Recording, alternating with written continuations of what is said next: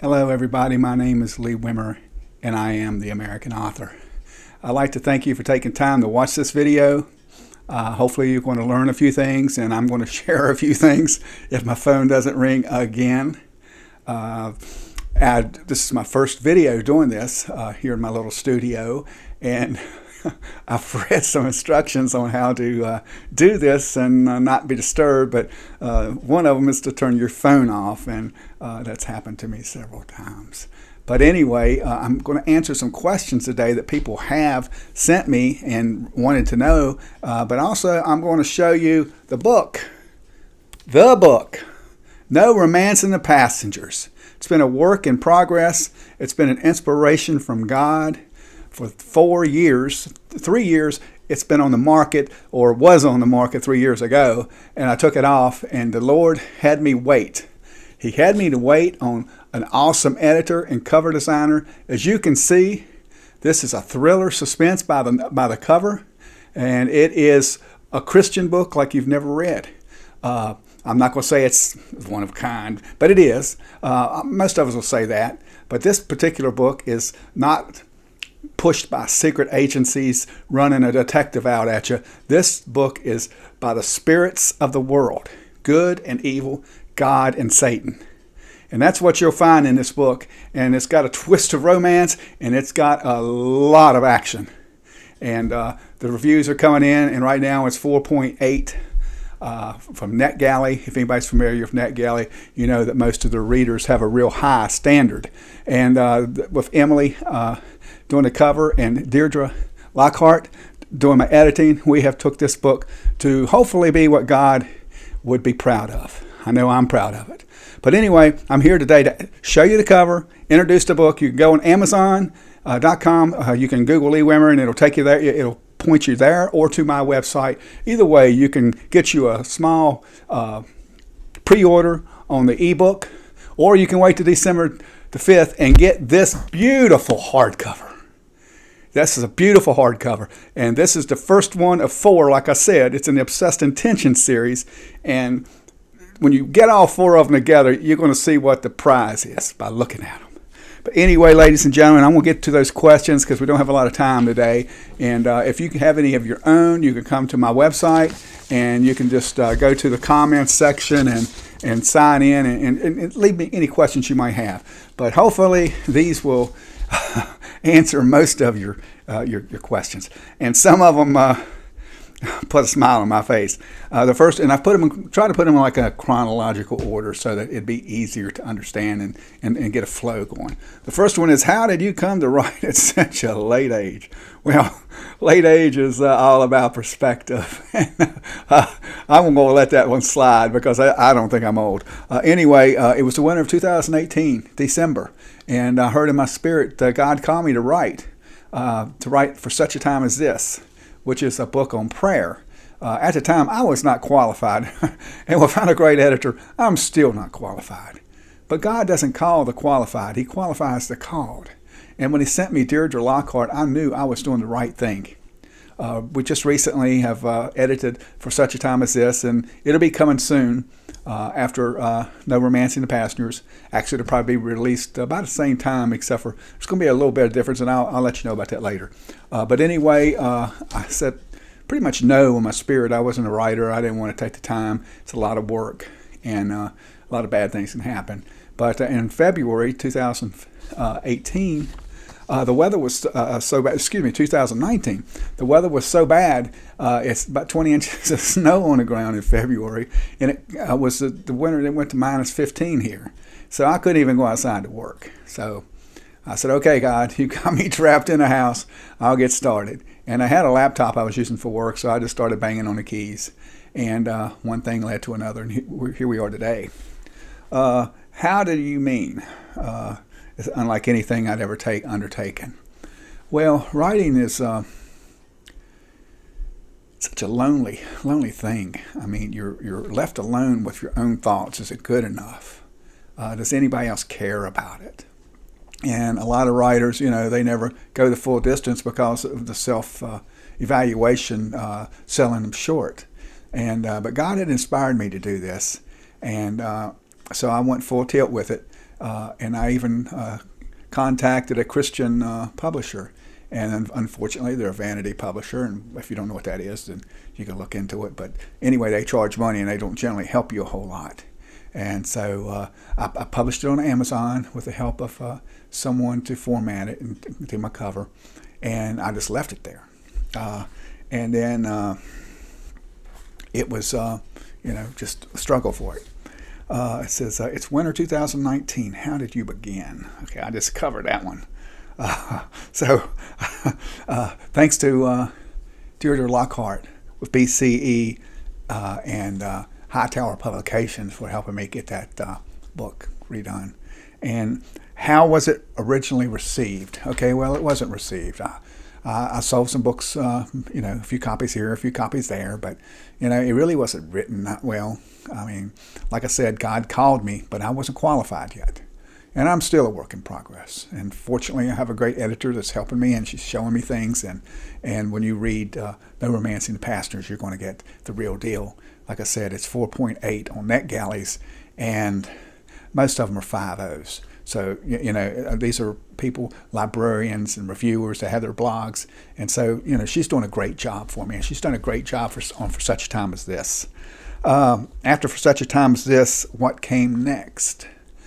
Okay, after that, the Lord inspired me to write a book, this one a fiction book, on how to use His Word to overcome your difficulties. And basically, it was a story about what I was going through in my sales position. And I used that, but it's a good book. And I received five stars on that, but it wasn't like there again. It's great content. Even sold a copy in London and got a 5-star review from her, and one in Canada. But it's going to be redone too, because God inspired these books, and He's brought someone to help me to make it better. And these books are meant to talk to people. And when you see For Such a Time as This, what it will do for your platform, then you'll agree with me. Let's see, how did that go? Well, there again, with Hallway of Expectation, it went the same as For Such a Time as This.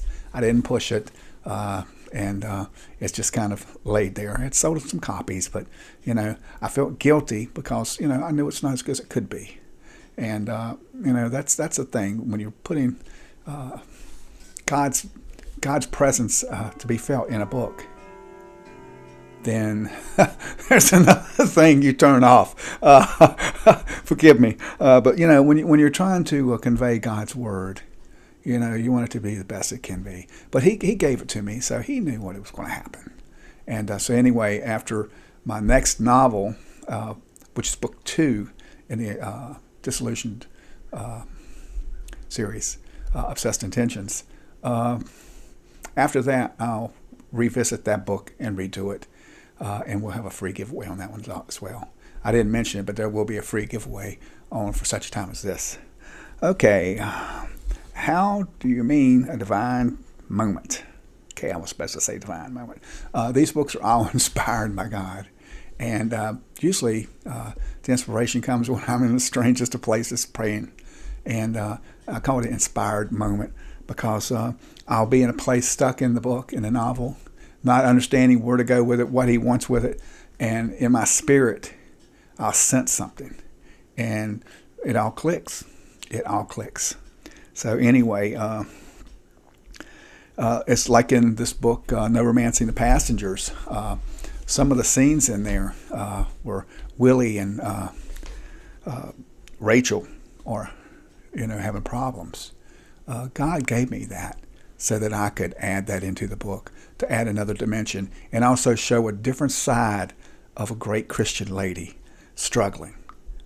That's what you'll see in No Romancing the Pastors. You're going to see real people doing things that, I wouldn't do, you wouldn't do, but people do. And I think that's what you're going to like No Romancing the Pastors for, because you're going to see characters that have depth. And most everybody's going to be able to relate to somebody in this book. And so anyway, God shed light on that. And also there's a La Palma festival in Spain, which is basically where they worship a picture of Mary.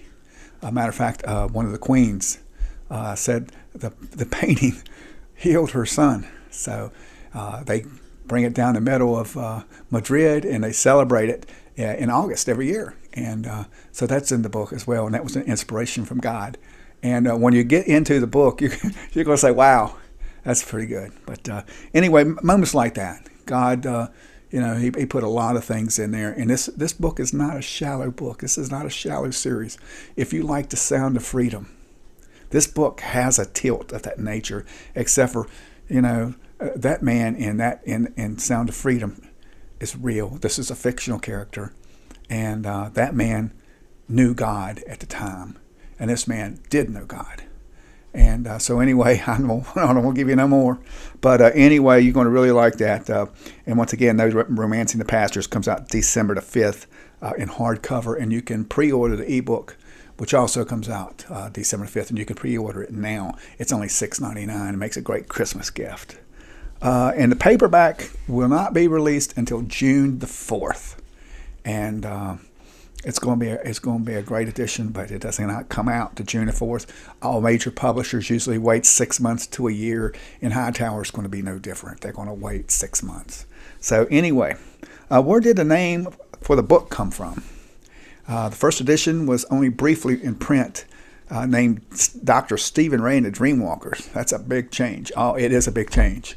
And that, again, was an inspiration from God. I was working with Deirdre, my editor, and on a section of the book that was about the rules for the cruise. And when it struck me, that'd be a good name. Appropriate and very easy to distinguish in a crowded book market. And that's something you need to have.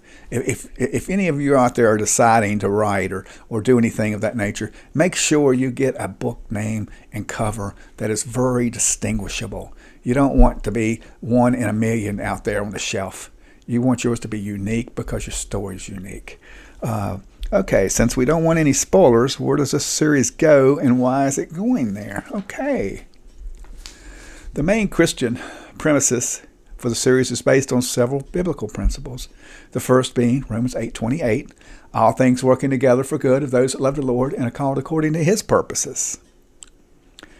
Okay, the next question is, and this is from someone who has read the book, so you have to understand that. If you're interested in reviewing books, and since this is targeting a Christian audience mainly, but I hope everybody will read it because you don't have to be a Christian to enjoy this book. But it will show you a lot of things and hopefully teach Christians the new things. It's not preachy, but it shows everything. It takes you from people struggling to people rejoicing, people having a glass of wine. But anyway, it says there certainly are a lot of all things, especially bad things. How can that be something that God would allow? Which is what DR has trouble with. And, we all have trouble at times. We ask God, why us? DR is no different. He was written in that vein. And, most times it takes a push to get people to do what is needed. Unfortunately, the push sometimes is to places where we don't want to go, and DR would second that. But it does work out for the good of everybody, eventually. Take the Apostle Paul. If he hadn't been in prison, he couldn't have wrote the prison epistles. Makes sense, doesn't it? But a lot of people don't look at that. Sometimes the greatest reward that we get is not here. And I'm going to leave it here. I'm going to leave it at that. The next question is, okay, so DR's life is going mountaintop to valley. Then he repeats that process more times. Does the end justify his plight? Well, the Bible talks about how we're going to be pruned, how there are going to be seasons. When you grow, you get pruned so you can grow more. And DR doesn't realize what's going on with him until probably the end of the third book, maybe the beginning of the fourth novel. And it's something we all go through. I know Kathy and I, when we moved here to Michigan, it was a great pruning for us. We loved all of our friends, our family, and, God just up and said, move. And we did. And I didn't know what it was going to be. I didn't know I was going to end up writing, and it was going to give me some hope for the future, something to set my days toward. But, it has. And while we've endured some great challenges, great rewards have come from it. And I think if you talk to anyone that trusts God with everything in their life, they'll say the hard times have created that patience that James says in 1:2. And I'll say that when you get that patience, in my process, I've seen God send in that peace that surpasses all understanding. And that's when it's well worth it. And you can say, God is my Father, and I trust him. Anyway, I kind of went off a little bit. Sorry about that.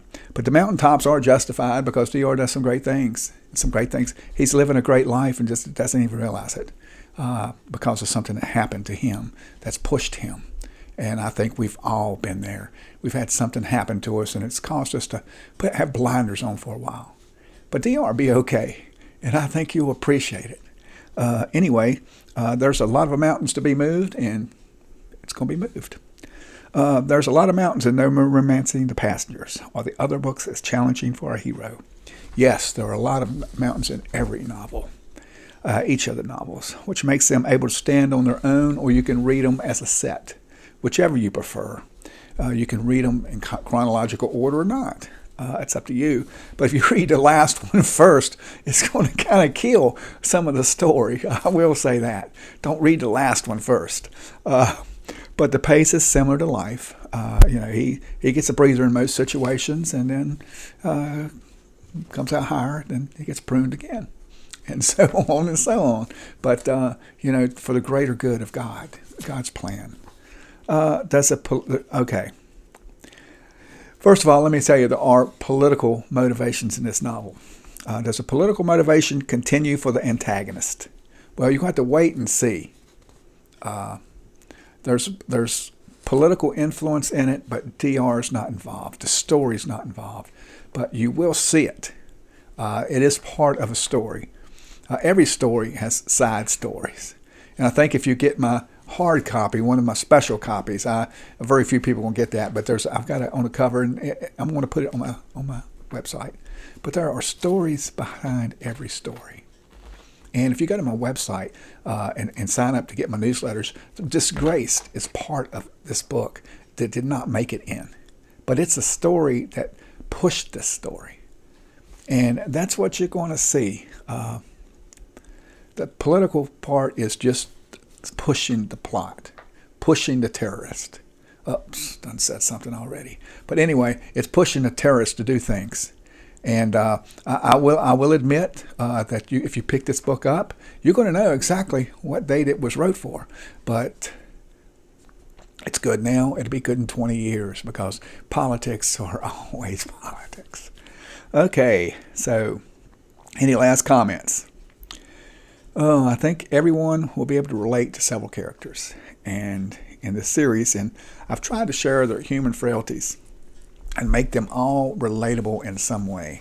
My greatest challenge was to share God without writing about him, and I hope I did. Some of the reviews I've gotten are amazing, especially when it comes to that. One lady that's a librarian in London said that she could see God's love for everyone, all the characters, even the ones that didn't believe. And that's what I want to. That's what I want to hear at the end of the day.